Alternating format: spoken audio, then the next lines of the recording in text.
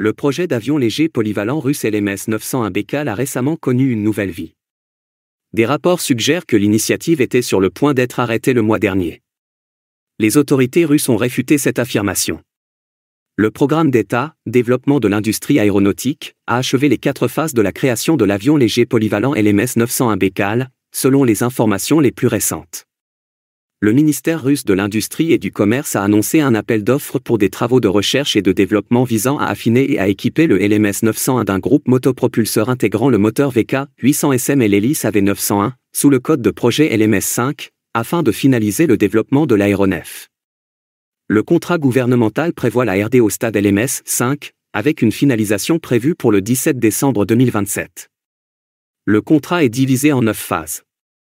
Le prix du contrat initial est d'environ 10,3 milliards de roubles, soit environ 124,38 millions de dollars américains. La phase initiale, codée LMS, a débuté le 10 octobre 2019 avec l'exécution d'un contrat. Au cours de cette phase, une étude conceptuelle et technique a été développée, la documentation de conception a été préparée et un prototype d'avion a été construit pour des essais statiques. Par la suite, ce prototype a été mis à niveau vers sa première version prête à voler dans le cadre d'un contrat daté du 21 septembre 2021, avec le code LMS-2. 2 avions prototypes ont été produits en 2022 sous le code LMS-3, qui a fait l'objet d'un contrat daté du 11 mai. L'avion, ses composants et ses assemblages subiront ces essais préliminaires, qui comprennent des essais statiques et des procédures de certification, en 2026. Le moteur V800SM et l'hélice AV901 ont été développés en même temps que l'avion LMS-901. Des essais préliminaires ont été effectués et 3 prototypes de moteurs et 5 hélices ont été fabriqués conformément à un contrat daté du 26 septembre 2022. L'objectif principal de l'étape LMS-5 est d'achever le développement du LMS-901 Baikal avec une centrale électrique nationale. Il s'agit d'affiner les prototypes de moteurs et d'hélices, d'effectuer des essais de certification et de préparer la documentation nécessaire à l'obtention d'un certificat de type. En outre, la portée opérationnelle du moteur et de l'hélice sera élargie, ce qui nécessitera des modifications de la documentation de conception et des essais supplémentaires. La fabrication et le perfectionnement des prototypes du LMS-901 constituent l'une des responsabilités les plus importantes. Les essais préliminaires et statiques seront mis en œuvre en 2025, et la documentation de certification sera produite. La modification principale pour les applications aéronautiques élargies devrait être approuvée d'ici 2026, après l'achèvement de tous les essais clés, y compris les travaux de certification. Des modifications techniques et des essais supplémentaires, tels que des essais statiques et de certification, seront nécessaires pour adapter le LMS-901 au moteur VK-800SM et à l'hélice AV901. Il est prévu que toutes les tâches nécessaires soient finalisées d'ici 2026, ce qui permettra à l'avion d'être certifié. En outre, des travaux de certification supplémentaires seront menés entre 2026 et 2027 afin d'élargir les capacités opérationnelles du moteur et de l'hélice. Cette phase couvre l'amélioration de leur durée de vie et l'évaluation de prototypes modifiés. Pour atteindre ces objectifs, il sera nécessaire de construire de nombreuses plateformes d'essai pour l'hélice AV901 et le moteur VK-800SM.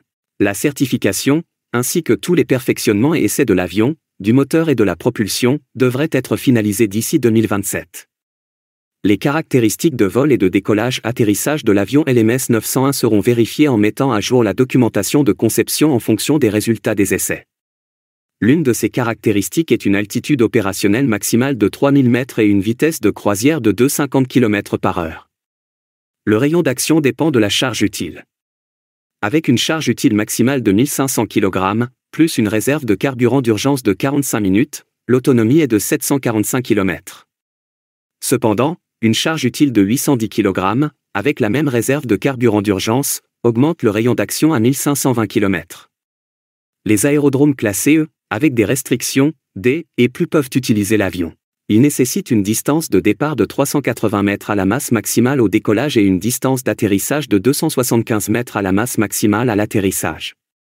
En outre, la piste est soumise à une vitesse de vent maximale admissible de 18 mètres par seconde pour les vents de face, de 6 mètres par seconde pour les vents de travers, à un angle de 90 degrés par rapport à la piste, et de 3 mètres par seconde pour les vents arrière. La phase de RD du LMS-5 doit atteindre un niveau de maturité technologique d'au moins 8, TRL, émoticône, n'en croyant pas ses yeux, conformément à la norme nationale de la Fédération de Russie. Le TRL 8 signifie que la technologie a été entièrement développée et qualifiée par des essais rigoureux dans sa forme opérationnelle finale dans des conditions réalistes. À ce stade, Le système est entièrement fonctionnel et prêt à être mis en œuvre dans l'environnement opérationnel prévu. Il a passé tous les tests critiques pour s'assurer qu'il répond aux spécifications de conception et aux exigences fonctionnelles. La technologie doit présenter des configurations matérielles et logicielles finalisées qui ont été validées dans des scénarios réels afin d'atteindre le TRL 8 pour le stade LMS 5 selon les normes nationales russes. Il ne doit y avoir aucun risque technique non résolu susceptible d'avoir une incidence sur la fiabilité ou les performances. En outre, la documentation et les procédures doivent être conformes aux exigences de déploiement opérationnel. À ce stade, les systèmes sont testés avec des charges utiles complètes et des contraintes environnementales, comme en mission. Dans les applications aérospatiales telles que le programme d'avion LMS 901, l'obtention du TRL 8 implique l'achèvement des essais de qualification en vol, la finalisation des conceptions de production et l'obtention des certifications réglementaires. La nécessité d'un TRL 8 pour le programme LMS 5 montre que la Russie est déterminée à utiliser des technologies entièrement testées qui ne nécessitent pas d'ajustements supplémentaires avant de pouvoir être utilisées dans la vie réelle. Cela garantit que les technologies sont fiables, robustes et qu'elles respectent toutes les normes essentielles pour un fonctionnement sûr et efficace. Maintenant, pensez-vous que cet avion atteindra l'objectif de 2027 ? Dites-le nous dans les commentaires. Merci d'aimer et de partager nos vidéos et de vous abonner à notre chaîne. N'hésitez pas non plus à adhérer à notre chaîne pour nous encourager.